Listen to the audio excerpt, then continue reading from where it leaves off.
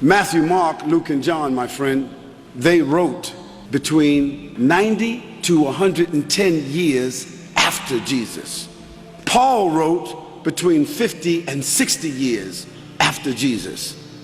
So now, in order for them to have been disciples when they wrote, and Jesus was already 33 at that time, they would have had to have been 123 or 143.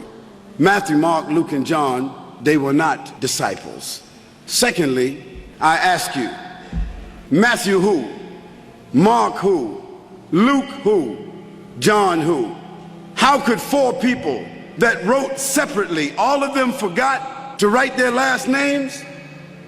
The third thing, not only did they forget to write their last names, but they began their chapters. Although they wrote separately from each other, they all started out the same. They all said, according to, according to, according to. Now, what's your name, sir?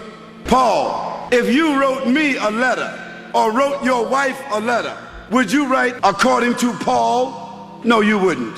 You would write your name at the end. And if you were asking for a debt that I owed you, you would write your last name and your address. The gospel writers, the alleged gospel writers, they didn't write a name, they didn't write an address, they didn't write a reference, and in the beginning of each one of their gospels, they said, according to, according to, according to, according to. No one knows who these people are who wrote those four gospels. They absolutely were not disciples.